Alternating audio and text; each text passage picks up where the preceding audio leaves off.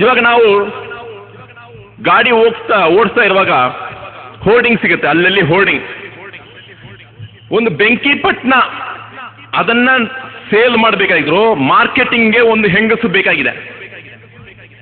ಬೆಂಕಿಪಟ್ಟಣ ಗೊತ್ತಿದಲ್ಲ, ₹1 ₹2 ಬೆಂಕಿಪಟ್ಟಣ ಬೇಕಂದ್ರೆ, ಒಂದು ಬಿಸ್ಕೆಟ್ ಬೇಕಂದ್ರೆ, ಇಲ್ಲ ಗಾಡಿಗೆ ಆಯಿಲ್ ಬೇಕಾಗಿದ್ರೆ, ಏನೇ ಬೇಕಾದರೂ ಅಡ್ವರ್ಟೈಸ್ಮೆಂಟ್ಗೆ ಏನು ಯೂಸ್ ಮಾಡ್ತಾರೆ? ಹೆಂಗಸ್ರನ್ನ.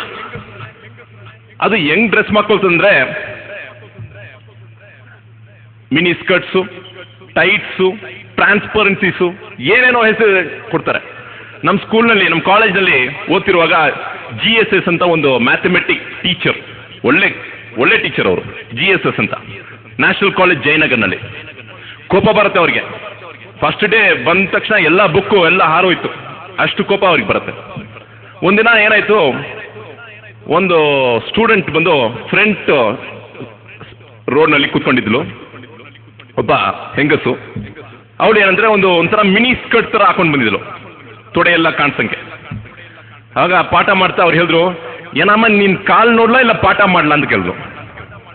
ಏನಮ್ಮ ನಿನ್ನ ಕಾಲು ನೋಡ್ಲಾ ಇಲ್ಲ ಪಾಠ ಮಾಡ್ಲಿ ಅಂತ ಅವ್ರು ಕೇಳಿದ್ರು. ಅವಳಿಗೆ ಒಂಥರ ಕೊಡ್ತೀನಿ, ಏನಪ್ಪ ಇದು, ನಮಗೂ ಒಂಥರ ಬೇಜಾರಾಯ್ತು, ಏನಪ್ಪ ಇವ್ರು ಯಾಕೆ ಹಿಂಗೆ ಮಾತಾಡ್ತಂತ.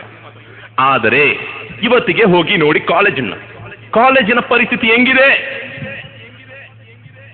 ಹೆಂಗಸರು ಅವ್ರು ಹೆಂಗ್ ಬರ್ತಾ ಇದ್ದಾರೆ, ಹೆಂಗ್ ಹೋಗ್ತಾ ಇದ್ದಾರೆ, ಯಾಕೆ? ದೇವನ ಆ ಸಂದೇಶ ಅವರಿಗೆ ಸಿಗಲಿಲ್ಲ. ದೇವನೇನೇ ಕೊಡ್ತಾನೆ?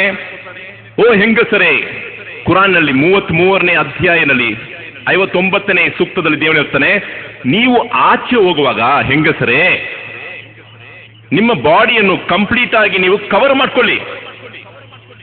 ನಿಮ್ಮ ಬ್ಯೂಟಿಯನ್ನು, ನಿಮ್ಮ ಸೌಂದರ್ಯವನ್ನು ನೀವು ಅದನ್ನು ಕವರ್ ಮಾಡ್ಕೊಂಡು ಆಚೆ ಹೋಗಿ. ಇಲ್ಲ ಅಂದ್ರೆ ಬೇರೆ ಒಬ್ಬನಿಗೆ ಅವನಿಗೆ ತಪ್ಪು ಫೀಲಿಂಗ್ಸ್ ಬರುತ್ತೆ. ಅವನಿಗೆ ಹಂಗೆ ಬಂದ್ರೆ ಅವನು ಏನಾದರೂ ತಪ್ಪು ಮಾಡ್ತಾನೆ, ಮಾಡಕ್ಕೆ ಸಾಧ್ಯ ಇದೆ.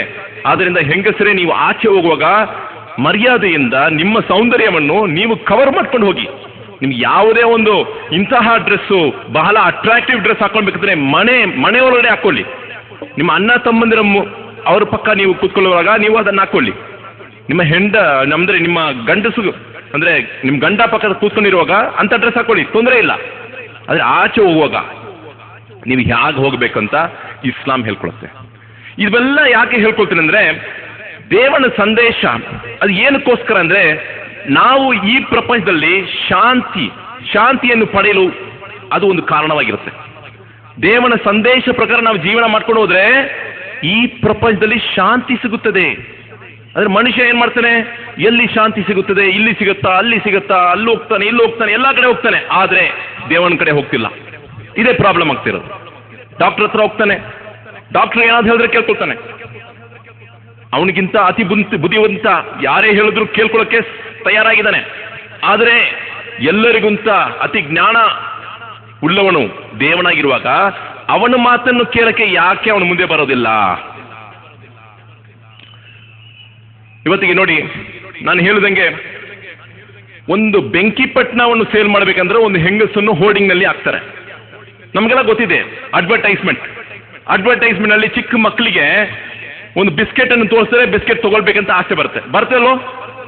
ಒಂದು ಐಸ್ ಕ್ರೀಮ್ ಅನ್ನು ಟಿವಿನಲ್ಲಿ ತೋರಿಸಿದ್ರೆ ಮಕ್ಕಳಿಗೆ ಆಸೆ ಬರುತ್ತೆ, ನನಗೆ ಐಸ್ ಕ್ರೀಮ್ ಬೇಕು ಪಪ್ಪ, ನನಗೆ ಐಸ್ ಕ್ರೀಮ್ ಬೇಕಂತ ಹೇಳ್ಕೊಳ್ತಾರೆ. ಟಿವಿನಲ್ಲಿ ಚಾಕ್ಲೇಟ್ ಅನ್ನು ತೋರಿಸಿದ್ರೆ ಮಕ್ಕಳು ಏನ್ ಬರ್ತಾರೆ, ನನಗೆ ಚಾಕ್ಲೇಟ್ ಬೇಕು, ನನಗೂ ಚಾಕ್ಲೇಟ್ ಬೇಕು ಪಪ್ಪ, ನನಗೆ ಚಾಕ್ಲೇಟ್ ಬೇಕಂತ. ಇವಾಗ ಚಾಕ್ಲೇಟ್ ಮಾರಕ್ಕೆ ಚಾಕ್ಲೇಟ್ ಮಾತ್ರ ತೋರಿಸ್ತಿಲ್ಲ, ಹೆಂಗಸರನ್ನು ತೋರಿಸ್ತಾರೆ. ಹೆಂಗಸರನ್ನು ತೋರಿಸಿದ್ರೆ ಏನ್ ಆಸೆ ಬರುತ್ತೆ, ನನಗೆ ಯಾವ ಹೆಂಗಸು ಬೇಕಂತ ಆಸೆ ಬರುತ್ತೆ. ಹೇಳೋಲ್ಲ, ಯಾರು ಹೇಳ್ಕೊಳ್ಳಲ್ಲ ನನಗೆ ಆ ಹೆಂಗಸು ಬೇಕಂತ. ಆದರೆ ಮನಸ್ಸಿನೊಳಗೆ ಆ ಫೀಲಿಂಗ್ ಬರುತ್ತೆ, ಮಾತಾಡೋದಿಲ್ಲ. ಆದ್ರೆ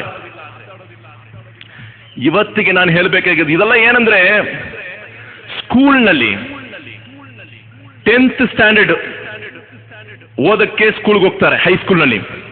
ಆದರೆ ಹೈಸ್ಕೂಲ್ನಿಂದ ಡೈರೆಕ್ಟ್ ಆಗಿ ಹೆರಿಗೆ ಆಸ್ಪತ್ರೆಗೆ ಹೋಗ್ತಾ ಹೈಸ್ಕೂಲಿಂದ ನರ್ಸಿಂಗ್ ಹೋಮ್ಗೆ ಹೋಗ್ತಾ ಇದ್ದಾರೆ ಅಬಾರ್ಷನ್ ಮಾಡ್ಕೊಳ್ಳೋಕೆ. ಇದು ನಮ್ಮ ಕಾಲ ಆಗಿದೆ ಇವಾಗ. ಇದಕ್ಕೆ ಕಾರಣ ಏನು? ಯಾವುದು ಸರಿ ಯಾವುದು ತಪ್ಪು ನಮಗೆ ಗೊತ್ತಿಲ್ಲ. ಹೇಗೆ ದೇಶವನ್ನು ನಡೆಸಬೇಕು ನಮಗೂ ಗೊತ್ತಿಲ್ಲ. ನಮ್ಮ ಮನಸ್ಸಿಗೆ ಏನೇನು ಬರ್ತಿದೋ, ಏನೇನು ಬರ್ತಿದೆ ಎಲ್ಲ ಸರಿ ಅನ್ಕೊಂಡ್ಬಿಟ್ಟು ಅದೆಲ್ಲ ಮಾಡ್ಕೊಂಡು ಹೋದ್ರೆ ಪ್ರಪಂಚದಲ್ಲಿ ನಾವು ಕಷ್ಟಪಡುತ್ತೇವೆ. ನಾವೇ ನಮ್ಮ ಕಷ್ಟಕ್ಕೆ ನಾವೇ ಕಾರಣ ಆಗ್ಬಿಟ್ಟಿವಿ.